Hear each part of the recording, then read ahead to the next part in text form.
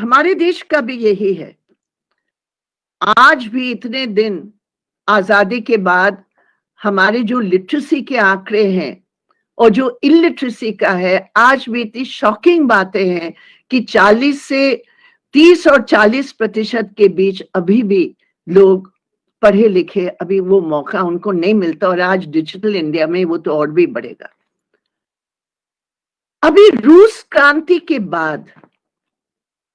पहले तो पूरे कानून को बदले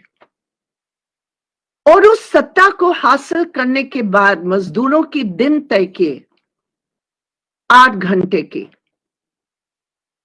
औरतों के लिए बराबर का अधिकार का कानून लेकर आए, प्रॉपर्टी के बारे में कानून लेकर आए। और सबसे बड़ी बात है, ये कानूनी रूप में अधिकार दिया गया कि सबको रोजगार का अधिकार होगा। ये कैसे हुआ? जो समाजवादी ढांचे का जो बुनियाद है कि समाज के जो उत्पादन के शक्तियां हैं, वो उत्पादन की शक्तियों को सत्ता के रूप में मजदूरों के हाथ में होना चाहिए। जब तमाम मजदूरों के हाथ में और मजदूरों का सत्ता है, और ये जब तमाम उत्पादन की शक्तियां का निजी हाथों से छीनकर निजी मुनाफा को समाप्त करके जब समाज के लिए होता है और उसकी जो बनता है सरप्लस, वो समाज की सेवा में, शिक्षा के लिए, स्वास्थ्य के लिए, खाद्य सुरक्षा के लिए, घर देने के लिए, इंसान को इंसान के अधिकार प्राप्त करवाने के लिए जो पूरा योजना बनता है, रूस की क्रांति ने दुनिया में पहले बार पूरे देश की साधनों की योजना के आधार पर एक आर्थिक ढांचा तैयार किया। बाद में हिंदुस्तान में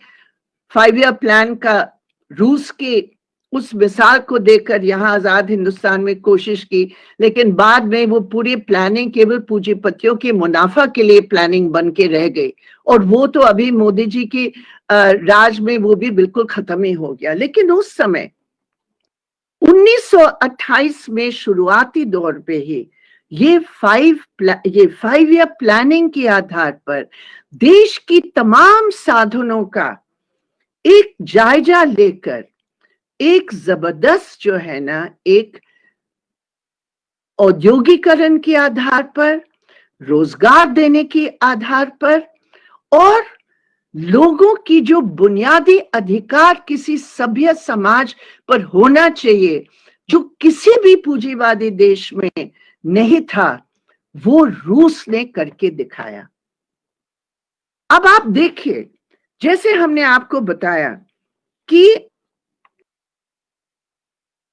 जब रूस की क्रांति हुई तो 19% मैंने आपको बताया शिक्षा के बारे में। ये दिसंबर 1919 में उन्होंने एक केंद्र मंत्रालय के रूप में लिटरेसी को समाप्त करने के लिए पूरे देश को उसमें इन्वॉल्व किया। और क्योंकि विचारधारा से प्रेरणा लेकर लोग उसमें इन्वॉल्व हुए, आप देखिए कि 1919 में ये सेंटर बनने के बाद एक बहुत जबरदस्त मैस कैंपेन चला, जिसमें ट्रेड यूनियन विशेषकर महिलाओं की शिक्षा के ऊपर सबसे बड़ा जोर दिया। 1926 तक, ये तो हैरान होने वाली बात है, 1926 तक 51% रूस की जनता लिटरेट हो गए। 1939 तक 91% पुरुषों में और 74% महिलाओं में लिटरेसी बढ़ गया था। और उसके 10 साल के अंदर अंदर 1950 तक वो पूरा देश ही लिटरेट हो गया। और उस बीच में आप याद कीजिए, उस बीच में युद्ध हुए। ये तो आपने सुन लिया कैसे सिविल वॉर हुआ 1917 की 1922 तक पूरे साम्राज्यवादी देशों ने हमला किया। तो वो तो हमला को के खिलाफ वो सब थे, लेकिन उसके अंदर भी ये बोल्शेविक्स ने, ये समाजवादी रूस ने, और उसके तुरंत बाद दूसरा विश्व युद्ध हुआ। और उस दूसरा विश्व युद्ध में आपने देखा, लेकिन उस बीच में शिक्षा और स्वास्थ्य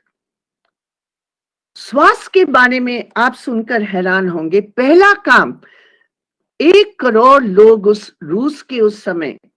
2-3 साल पहले क्रांति के वो मारे गए। बहुत भारी महामारी हुई, स्पेनिश फ्लू हुआ, टाइफस हुआ, कॉलेरा हुआ,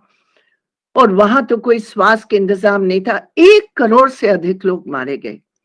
और रूस की, समाजवादी रूस की तुरंत स्थापना के बाद, जैसे मैंने आपको बताया शिक्षा का, उसी प्रकार हेल्थ के ऊपर उन्होंने जुलाई 1918 पे 1 साल में नहीं, 6-7 महीने। अब देखिए प्राथमिकता क्या होती है किसी सरकार की जो एक समाजवादी सोच से चलते हैं। तो 1918 में एक पीपल्स हेल्थ केयर एक बड़ा केंद्रित रूप में, और उन्होंने ऐलान किया कि पूरे देश में स्वास्थ्य सेवाएं मुफ्त होंगे। अब कैसे मुफ्त होंगे जब सेवाएं नहीं है? उसके लिए उन्होंने क्या किया, वो भी एक जबरदस्त जनता को उसमें इन्वॉल्व करके प्रिवेंटिव, उसकी सैनिटेशन। अभी आप मोदी जी की स्वस्थ भारत और स्वच्छ भारत और ये सब आप सुन रहे हैं। रूस में उस समय, मतलब 100 साल पहले, हिंदुस्तान से 100 साल पहले एक ऐसे जबरदस्त अभियान उस समय समाजवादी देश में शुरू हुआ, जिसमें प्रिवेंटिव और ट्रीटमेंट, और विशेषकर प्रिवेंटिव और पब्लिक हेल्थ कैंपेन एक बड़ा जबरदस्त तरीके से, और फ्री हेल्थ केयर सेंटर्स। उसके लिए उन्होंने क्या किया, हेल्थ की जो शिक्षा है वो पूरे तौर पर फ्री कर लिया। अब आप देखिए, क्योंकि आपको डॉक्टर्स चाहिए, आपको नर्सेस चाहिए, 2-3 आंकड़े मैं आपको देती हूँ। 1913 में, मतलब क्रांति के 3-4 साल पहले, केवल 8,500 मेडिकल स्टूडेंट्स थे, क्योंकि इतना महंगा था और सेंटर्स भी नहीं थे। और उस समय केवल 13 एजुकेशनल सेंटर्स थे। अब 1946 में, यानी रूस में 1913 में 8,500, 1946 तक 1,20,000 स्टूडेंट्स हो गए थे, और 72 से लेकर 80 मेडिकल सेंटर्स पूरी तौर पर फ्री। अब आप देखिए, हमारे देश में आज कोई higher medical doctor education centres में जाना चाहता, कितना लाखों रुपया देना पड़ता है। रूस में 1918 से लेकर आप देखिए उसका क्या नतीजा हुआ। जब रूस की क्रांति से पहले मैंने आपको बताया था कि उस समय जो बच्चों की मौत थी,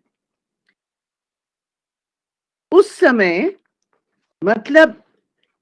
60 लाख बच्चों की जो पैदाइश होती थी, उसमें 20 लाख बच्चे 1 साल पहुंचने के पहले उनका डेथ हो जाता था। सोचो, 60 लाख के अगर जन्म है, 20 लाख 1 साल के पहले मर जाते थे, क्रांति के पहले। और उसके बाद उसके युद्ध के अंदर भी, ये तमाम सिविल युद्ध और ये तमाम सवालों के अंदर भी, क्योंकि स्वास्थ्य के ऊपर शुरू से ही सरकार का इतना बड़ा बजट था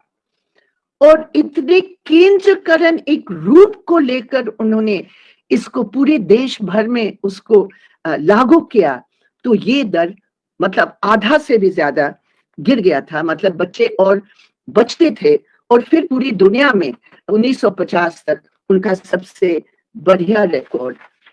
विकसित जो पूंजीवादी देश थे उनके साथ साथ वो लोग हो गए। और तीसरी बात,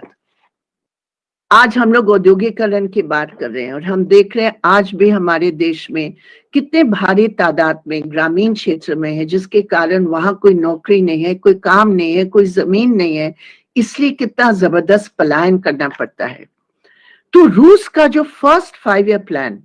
स्टालिन की नेतृत्व में 1928 में बने, उसका फर्स्ट 5 ईयर प्लान था इंडस्ट्रियलाइजेशन का। और उसका जो सबसे अधिक जो कोशिश थी कि सरकार की तरफ से वो पूरा बजट रूस को आत्मनिर्भर करने के लिए जो मेन इंडस्ट्रीज है, जो स्ट्रेटेजिक इंडस्ट्रीज है, उसको उन्होंने भारी पैमाने पर वहां शुरू किया। और दुनिया के इतिहास में आज भी ये रिकॉर्ड माना जाता है कि सरकार की प्लानिंग और उसकी हस्तक्षेप के कारण उस औद्योगिकरण के आधार पर ये जो उनका एक संवैधानिक अधिकार था, जो हमारे देश में आज तक हमें नहीं मिला है, काम के अधिकार, एक संवैधानिक अधिकार, वो रूस के पहले 10 साल क्रांति के अंदर वो उन्होंने स्थापित किया। और पूरे समाजवादी रूस में बेरोजगारी, फुल एम्प्लॉयमेंट का एक भारी मिसाल पूरी दुनिया में रूस ने साबित किया। तो ये जो वैकल्पिक नीतियों का मैं समझती हूं, जो हो, एक तो एक क्रांति हो सकती है, दूसरी बात है उस क्रांति का फायदा एक शोषण मुक्त समाज को, उसका फायदा क्या हो सकता है, जनता के लिए उसका क्या फायदा हो सकता है। केवल ये 3 क्षेत्र में हमने कुछ मिसाल देकर, जो शिक्षा का है, जो स्वास्थ्य का है और जो रोजगार का अधिकार है, और ये तीनों को मिलाकर असमानता को समाप्त करने के लिए जो वेतन के तमाम मेजरमेंट्स और उसके तमाम जो मापदंड है, उसको तैयार करने में, असमानता को समाप्त करने के लिए जो समाजवाद का जो एक असूल है कि हमारे काम के बराबर हमारी आमदनी, हमारा वेतन, वो एक जबरदस्त तरीके से पूंजीवादी देश का नहीं, जहां उसका अधिक हिस्सा मुनाफा के लिए और निजी मुनाफा के लिए जाता है। ये अंतर था कि उत्पादन की शक्तियों के सत्ता के हाथ, जो सत्ता मजदूर वर्ग की सत्ता है, उस सत्ता के हाथों के कारण जो पूरे देश की साधनों का प्लानिंग की जो व्यवस्था तैयार हो सकती है और उसके आधार पर उसका सीधा सीधा फायदा उस देश की आम लोगों की हो, वो साबित हुआ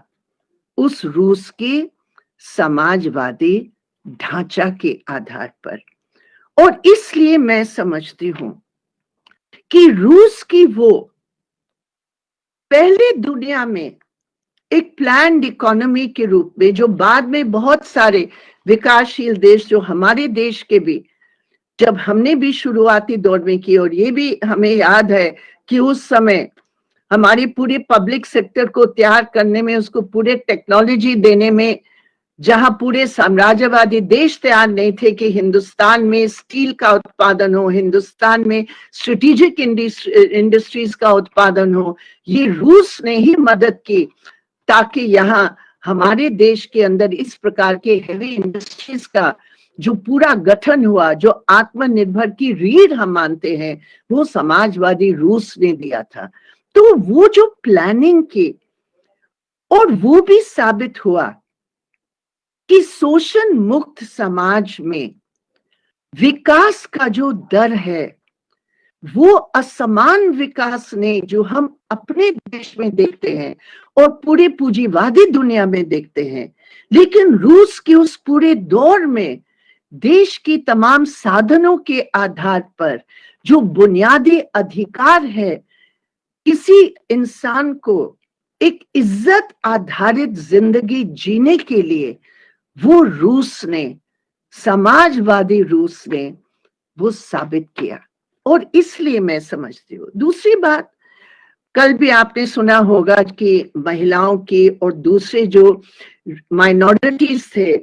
रूस के अंदर, जो सामाजिक उनकी नीतियां थी, उसके संबंध में जो रूस समाजवादी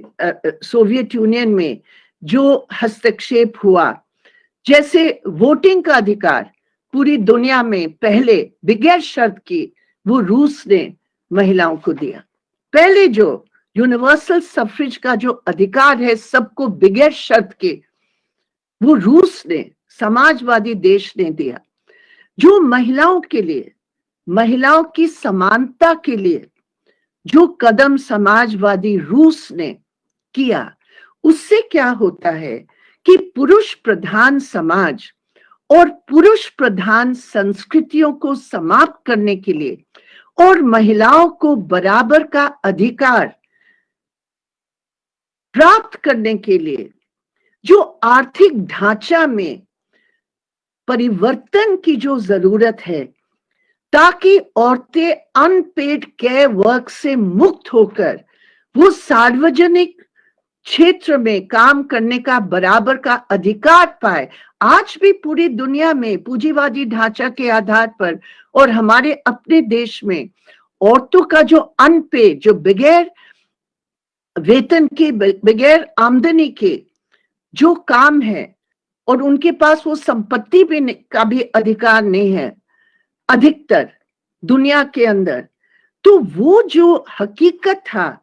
वो रूस के अंदर सरकार की नीतियों के कारण उसके ऊपर एक बहुत ऐतिहासिक कदम उठाए, जो सामाजिक भेदभाव रहा, जो माइनॉरिटीज के साथ, जो रेशियल माइनॉरिटीज के साथ, आज हमारे देश में जाति प्रथा का, पूंजीवाद का जो सबसे आधुनिक रूप कहते हैं कि हमारे देश के अंदर है, हम सबसे ज्यादा हमारा इकोनॉमी ग्रोइंग इकोनॉमी के रूप में बताया जाता है, लेकिन जो सामाजिक उत्पीड़न है, जो सामाजिक असमानताएं हैं, वो समाजवादी रूस ने, वहां तो जाति प्रथा नहीं था, लेकिन जबरदस्त तरीके से जो माइनॉरिटीज, एथनिक माइनॉरिटीज के साथ जो जा की आतंकी राज में जो भेदभाव था, वो समाजवादी रूस ने उन तमाम असमानताओं को समाप्त करने के लिए उन्होंने आर्थिक पैमाने पर कदम उठाकर साथ साथ उसके जो सामाजिक रिफ्लेक्शन था, जो छाया था पूरे सामाजिक ढांचा के अंदर, उसको भी समाप्त करने के लिए, और इसलिए हम कह सकते हैं ये महिलाओं की जो मुक्ति का संघर्ष है, रूस की ये शिक्षा है। हम रूस से ये सबक लेते हैं कि महिलाओं की मुक्ति के संघर्ष और भेदभाव के खिलाफ और उससे मुक्ति का संघर्ष बहुत बड़े पैमाने पर पूंजीवाद के साथ जो उसके जड़ें हैं, वो समाप्त तब हो सकते हैं जब एक समाजवादी सत्ता का और समाज का गठन हो सकता है। और ये रूस के उस क्रांति ने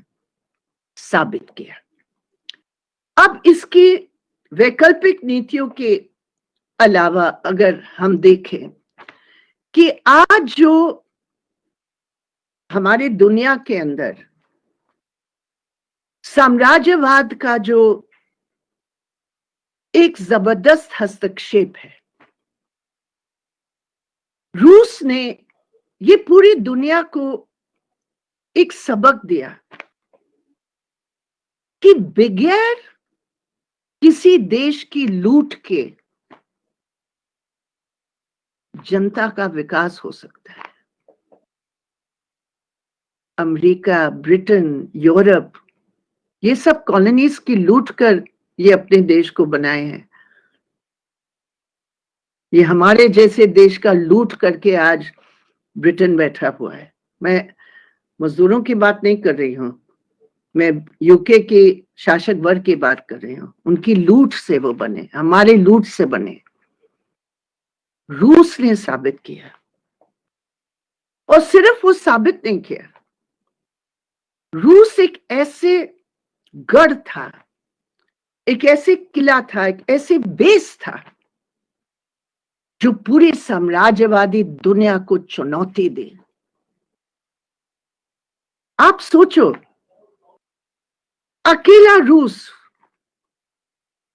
जो उस पूरी दुनिया को चुनौती देकर, और वो सब चाह रहे थे, दूसरे विश्व युद्ध में क्या था, वो तो सब तैयार थे, सब गठबंधन बनाकर एक तरफ जर्मनी के नाम के वास्ते लड़ो, लेकिन अगर जर्मनी रूस के खिलाफ युद्ध करे तो इससे अच्छा क्या हो सकता, हम सब जानते हैं। और रूस समझ गए,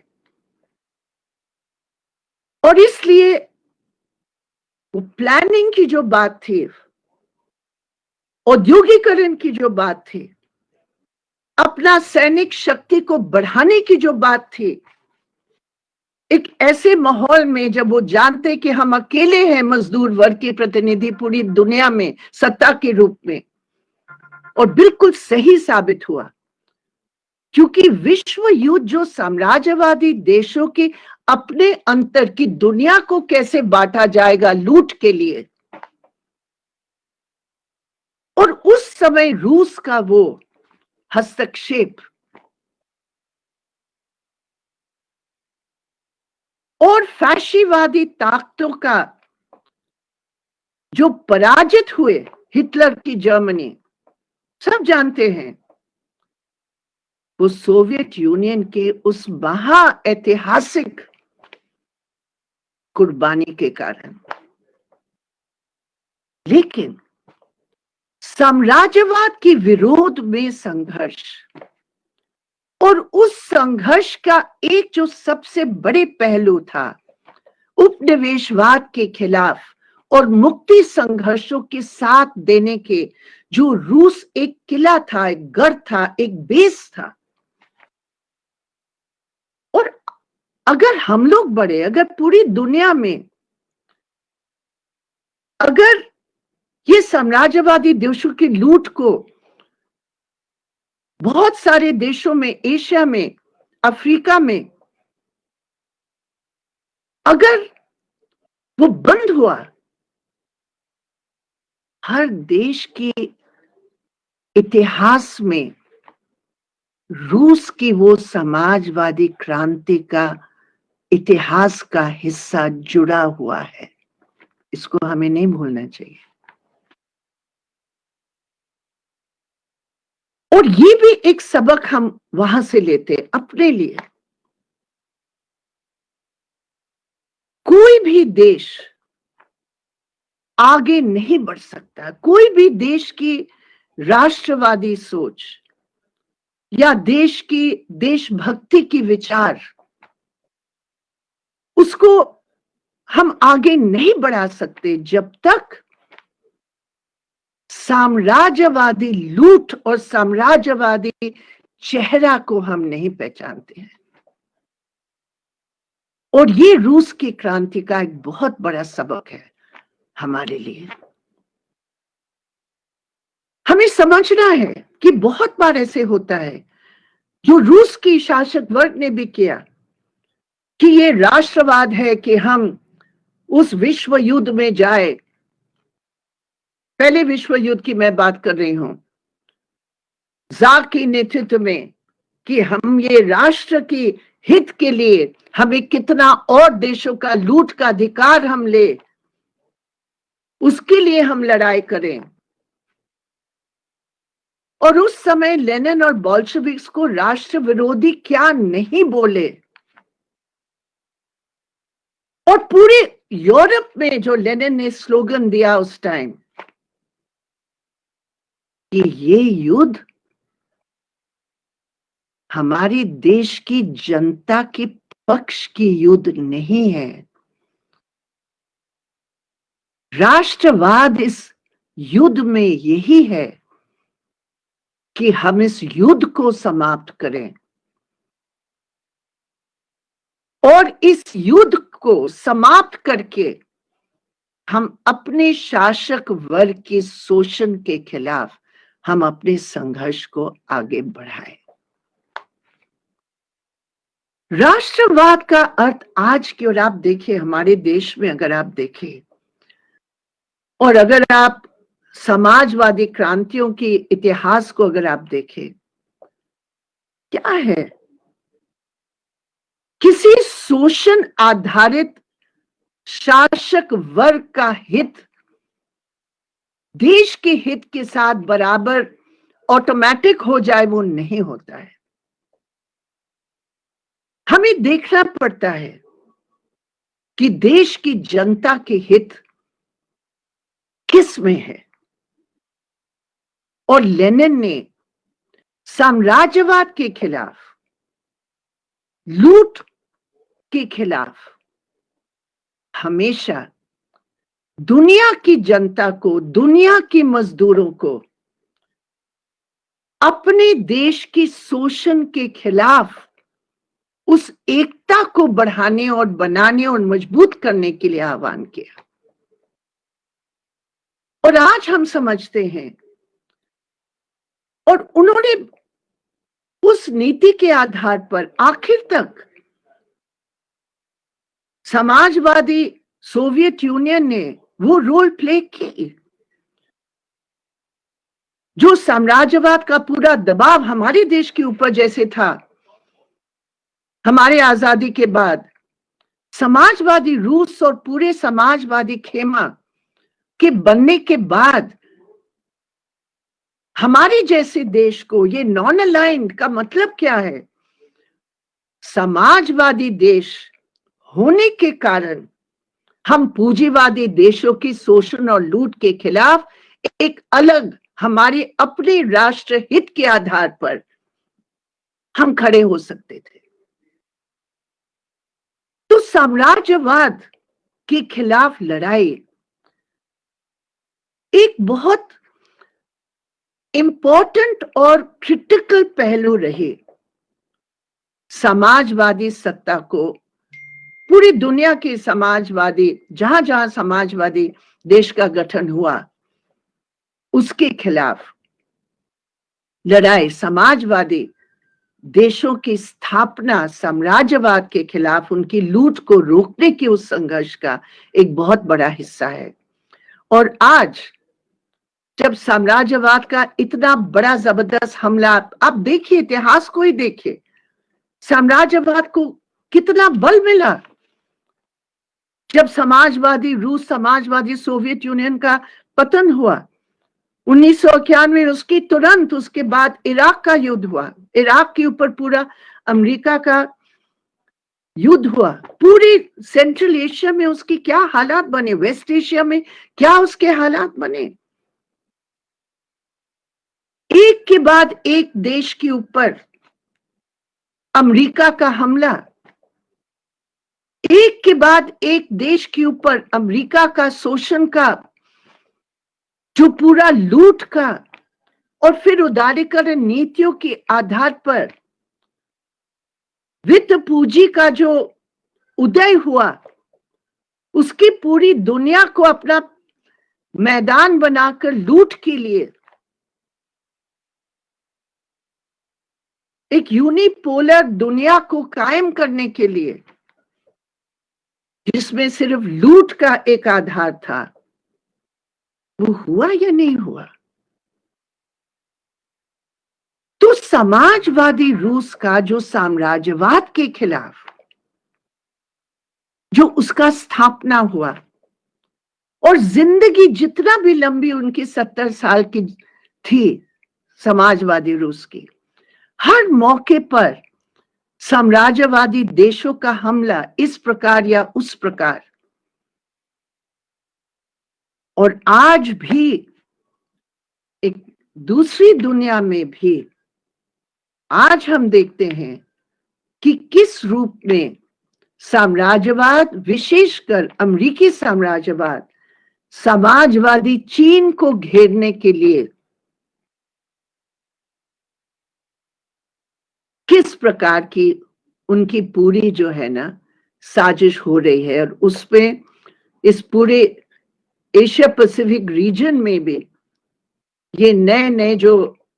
गठबंधन वो तैयार कर रहे, अभी क्वाड का जो गठबंधन तैयार किया है, जैसे नेटो है यूरोप में, वैसे यहाँ क्वाड के रूप में, और हमारे देश को भी इसमें जोड़कर मोदी सरकार के नेतृत्व में किस रूप में वो कर रहे हैं समाजवादी चीन को घेरने के लिए। जैसे उस समय दूसरी दुनिया है आज, मतलब हम बराबर की उस पे मैं कंपेयर नहीं कर रही हूं, लेकिन एक मिसाल के रूप में, एक पहलू के रूप में मैं बता रही हूं। उस समय जैसे सोवियत यूनियन को घेर कर पूरा प्रयास किया गया, आज वही साम्राज्यवादी देश समाजवादी चीन को घेरने का जो पूरा प्रयास कर रहे हैं, और पूरी पूंजीवादी दुनिया चाहते हैं कि जो चीन का जो विकास हो रहा है और उनकी जनता के आधारित जो नीतियों का विकास आज भी एक विकल्प पेश कर रही है आज की दुनिया में, उसको हम कैसे समाप्त करें। ये भी एक बहुत जबरदस्त जो है ना एक बात आ रही है। तो एक जो वैकल्पिक नीतियों का जो एक पूरा था, सामाजिक नीतियों का जो एक विकल्प समाजवादी रूस का रहा है। तीसरी बात, जो साम्राज्यवाद के खिलाफ में जो समाजवादी रूस एक बेस के रूप में हमारे जैसे देशों का पूरा मदद किया, जो आज पूरे तौर पर हम साम्राज्यवाद के जूनियर पार्टनर के रूप में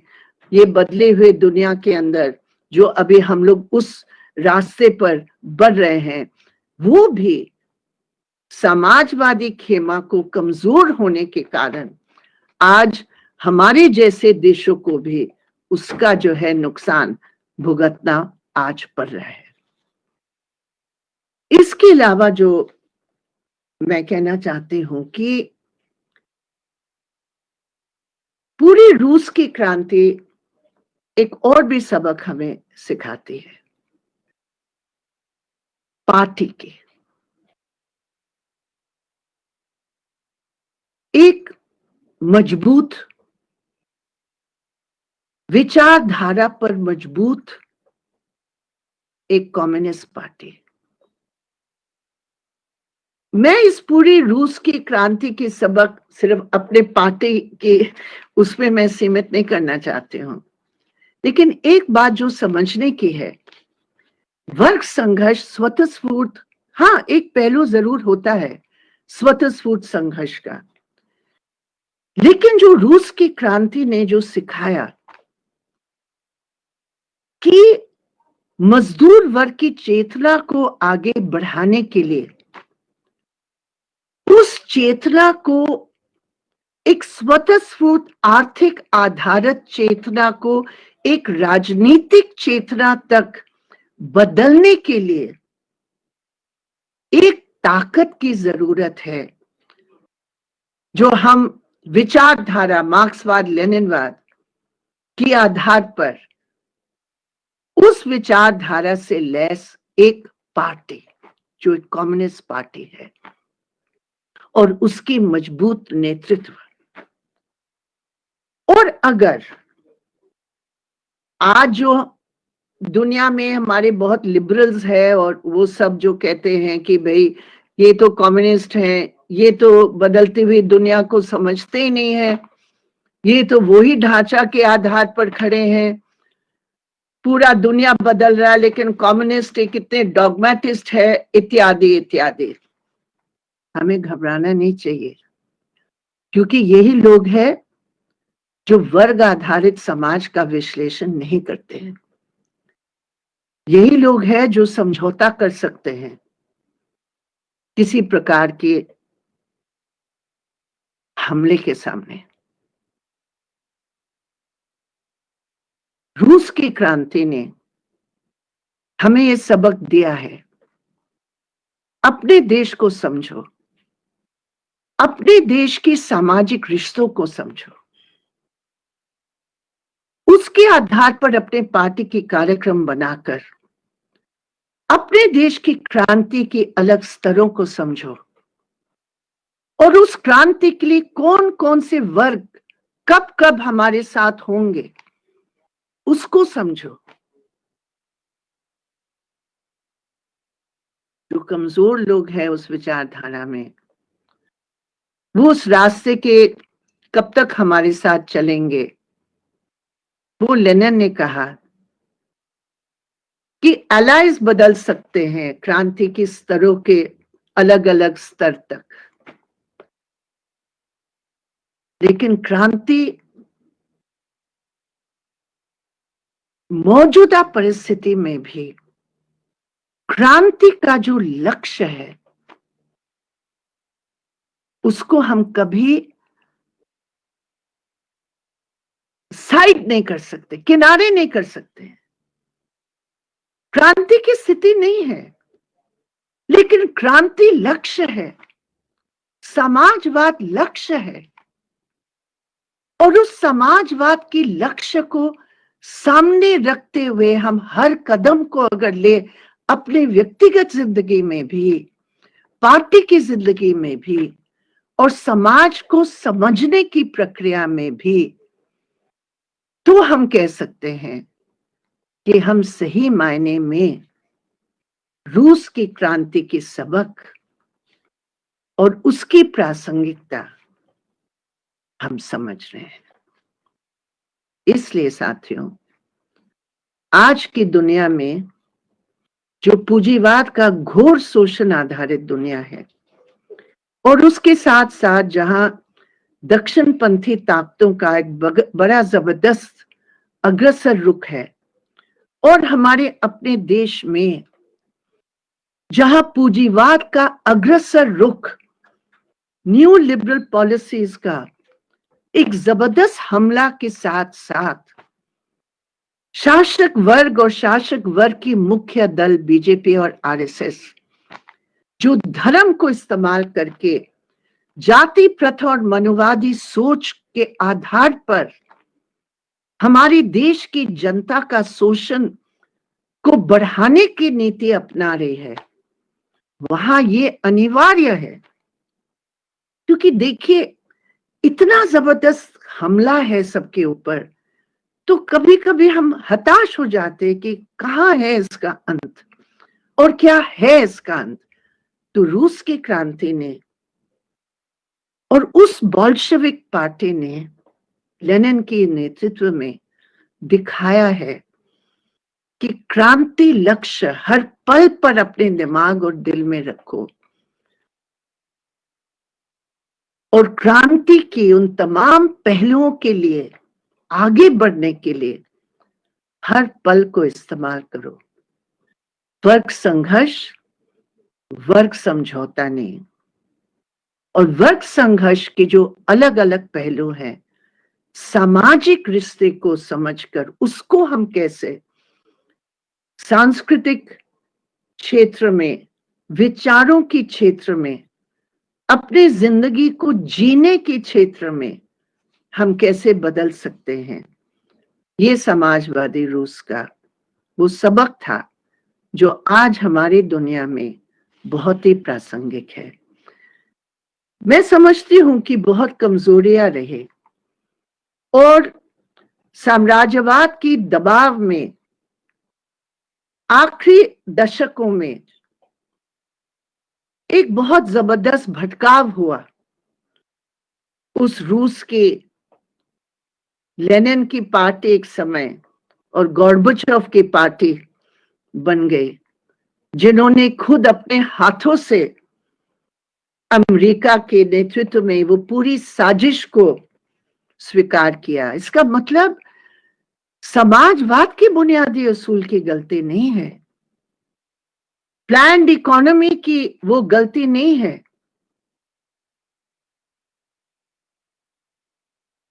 निजी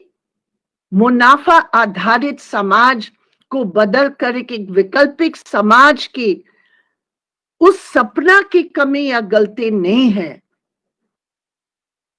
लेकिन जो साम्राज्यवादी दबाव के आधार पर जो आर्थिक और सामाजिक प्रक्रियाओं को आगे बढ़ाते हुए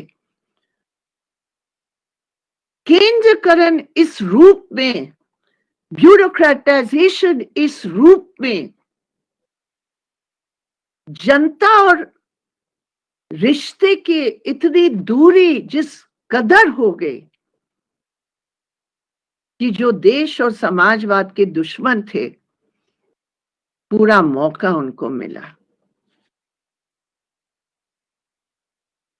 तो गलतियां थी और उससे भी हमें सबक लेना है, और वो सबक ये है कि कभी भी कहीं भी वर्ग संघर्ष और वर्ग समझौता, कार्यनीति और रणनीति और जनता की जो शक्ति है उसको आधार बनाकर उससे सीखने का जो प्रक्रिया अगर मजदूर वर्ग की पार्टी भूल जाती है तो ये समाजवाद का कोई दोष नहीं है। और इसलिए आज हमारी दुनिया में सिर्फ समाजवाद जिंदा नहीं है, लेकिन समाजवाद का जो वो सपना जो पहले देश में जो गठित हुआ, उसकी सबक, जो बहुत बढ़िया उपलब्धियां थे उससे सबक लेकर, जो कमजोरियां थे उससे सबक लेकर, हम भारत में, आज के भारत में जहां इतने क्रूर आधार पर शोषण है, हम कैसे समाज को बदल सकते हैं, ये केवल लेक्चर के रूप में नहीं, लेकिन अपने काम में, अपनी समझ में और अपनी सोच में अगर हम इस लेक्चर सीरीज को जोड़ ले तो मुझे लगता है हमारी पार्टी की जो पार्टी के कार्यक्रम है, जो हमारे इमीडिएट टास्क है और एक आम जनता के बीच में जो एक सपना है शोषण मुक्त समाज का, उसको आगे बढ़ाने में हम लोग सफल होंगे। मैं एक बार फिर लोक जतन को मैं धन्यवाद देती हूँ, मध्य प्रदेश की सीपीआईएम की लीडरशिप को जिन्होंने ये सब संगठित किया है। मैं आप सबको सलाम करती हूँ मेरे प्रिय कॉमरेड्स। सुरक्षित रहो, संघर्ष करो और जनता की सेवा में इन तमाम कठिन परिस्थितियों में भी साबित करो कि लाल झंडा था, लाल झंडा है और लाल झंडा और विचार आप सब में जिंदा है और वो आगे बढ़ेगा।